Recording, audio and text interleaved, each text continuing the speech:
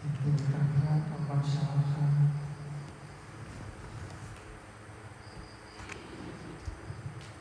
บนกราบพระพร้อมกันครับกราบกราบกราบกราบพระมีธรรมพ่อแม่ครูบาอาจารย์ครับบนกราบคำบูชาพระรัตนตรัยพร้อมกันครับอิมินาสังฆาเรนะพุทธังอภิปูชยามะอิมินาสังฆาเรนะธัมมังอภิปูชยามะอิมินาสังฆาเรนะสังฆังอภิปูชยามะอะระหังสัมมาสัมพุทโธภะคะวาพุทธังภะคะวันตังอภิวาเทมิ สวากขาโตภะคะวะตาธัมโมธัมมังนามัสสามิ สุปฏิปันโนภะคะวะโตสาวกสังโฆสังฆังนะมามิ อันธรรมยังพุทธัสสะภะคะวะโตอุปภาคณมะการังกโรมาเสนะโมตัสสะภะคะวะโตอะระหะโตสัมมาสัมพุทธัสสะนะโมตัสสะภะคะวะโตอะระหะโตสัมมาสัมพุทธัสสะนะโมตัสสะภะคะวะโตอะระหะโตสัมมาสัมพุทธัสสะพุทธังสารนังคัจฉามิธัมมังสารนังคัจฉามิสังฆังสารนังคัจฉามิทุติยมปิพุทธังสารนังคัจฉามิทุ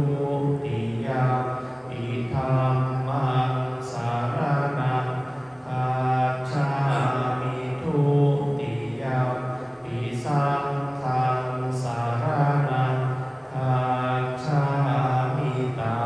ติยมปิพุทธังสารนังคัจฉามิตติยมปิธัมมังสารนังคัจฉามิตติยมปิสังฆังสารนังคัจฉามิเปิดหนังสือหน้า88อันธรรมยังธรรมนิยตาสุตตะปะทังปนามาเสข้าพระเจ้าได้ฟังมาจากพระผู้มีพระภาคเจ้าดังนี้ว่า ในสมัยหนึ่งพระผู้มีพระภาคเจ้าเสด็จประทับอยู่ในพระเชตวันมหาวิหารของท่านอนาถบิณฑิกเศรษฐีในเมืองสาวัตถีในการครั้งนั้นแลพระผู้มีพระภาคเจ้าได้ตรัสเตือนสติภิกษุทั้งหลายให้ตั้งใจฟังและพิจารณาตามพระดำรัส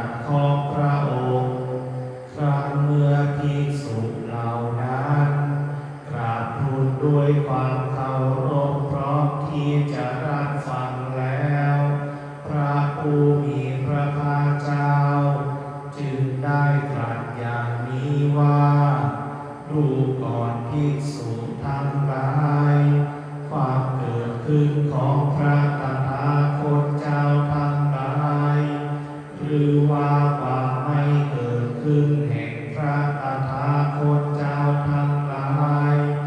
สักแต่ว่าเป็นธาตุที่ตั้งอยู่กำหนดอยู่แล้วตามธรรมดาว่าเป็นสังขารคือรูปนามที่มีเหตุมาจากธาตุทั้งหลายประชุมกันโดยมีอวิชชาตัณหากรรมปรุงแต่งขึ้นล้วนแต่ไม่เที่ยงมีความแปรปรวนไปเป็นธรรมดาเราตถาคตรู้พร้อมเฉพาะอยู่ถึงเฉพาะอยู่ส่วนธาตุนั้นครั้นรู้พร้อมเฉพาะแล้วบอกกล่าวแสดงบัญญัติแต่งตั้งแล้วเปิดเผยจำแนกทำความให้ตื่นขึ้นเป็นที่เข้าใจง่ายว่าสังขารคือรูปนามที่มีเหตุทั้งหลายมาจากธาตุทั้งหลายประชุมกันโดยมีอวิชชาตัณหากรรมปรุงแต่งขึ้นล้วนแต่ไม่เที่ยงมีความเกิดขึ้นตั้งอยู่แปรปรวนไปแล้วก็ดับไปเป็นธรรมดาดังนี้ดูก่อนภิกษุทั้งหลายความเกิดขึ้นของพระตถาคตเจ้าทั้งหลายหรือว่าความไม่เกิดขึ้นแห่งพระตถาคตเจ้าทั้งหลายสักแต่ว่าเป็นธาตุที่ตั้งอยู่มีอยู่กำหนดอยู่แล้วตามธรรมดาว่าเป็นสังขารคือรูปนามที่มีเหตุมาจากธาตุทั้งหลายประชุมกันโดยมีอวิชชาตัณหากรรมปรุงแต่งขึ้นล้วนแต่เป็นทุกข์เหลือทนทนต่อการถูกกระทบกระทั่งเบียดเบียนไม่ได้เราตถาคตรู้พร้อมเฉพาะอยู่ถึงพร้อมเฉพาะอยู่ส่วนธาตุนั้นตรัสรู้พร้อมเฉพาะแล้วถึงพร้อมเฉพาะแล้วบอกกล่าวบัญญัติแต่งตั้งแล้วเปิดเผยจำแนกทำความให้ตื่นเป็นที่เข้าใจง่ายว่าสังขารคือรูปนามที่มีเหตุมาจากธาตุทั้งหลายประชุมกันโดยมีอวิชชาตัณหากรรมปรุงแต่งขึ้นล้วนแต่เป็นทุกข์เหลือทนทนต่อการถูกกระทบกระทั่งเบียดเบียนไม่ได้ดังนี้ดูก่อนภิกษุทั้งหลายความเกิดขึ้นของพระตถาคตเจ้าทั้งหลายหรือว่าความไม่เกิดขึ้นแห่งพระตถาคตเจ้าทั้งหลายสักแต่ว่าเป็นธาตุที่ตั้งอยู่มีอยู่กำหนดอยู่แล้วตามธรรมดาว่าเป็นธรรมสองอย่างคือเป็นรูปธรรมที่มีเหตุมาจากธาตุทั้งหลายประชุมกันโดยมีอวิชชาตัณหากรรมปรุงแต่งขึ้นนี้อย่างหนึ่งและอีกอย่างหนึ่งคือธรรมที่ไม่ใช่รูปนามไม่มีอวิชชาตัณหากรรมปรุงแต่งขึ้นทั้งหมดล้วนแต่เป็นอนัตตามิใช่ตัวตนมิใช่ของเราไม่มีอะไรเป็นแก่นสารของเราต้องสลายไปเราตถาคตรู้พร้อมเฉพาะอยู่ถึงพร้อมเฉพาะอยู่ส่วนธาตุนั้นครั้นรู้พร้อมเฉพาะแล้วถึงพร้อมเฉพาะแล้ว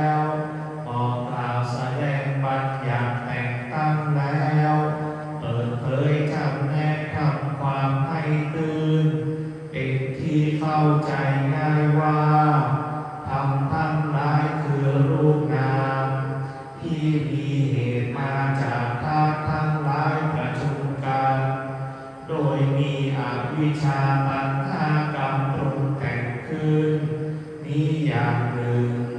และอีกอย่างหนึ่งเป็นธรรมที่มิใช่รูปนามไม่มีอวิชชาตัณหากรรมปรุงแต่งขึ้นทั้งหมดล้วนแต่เป็นอนัตตามิใช่ตัวตนมิใช่ของเรา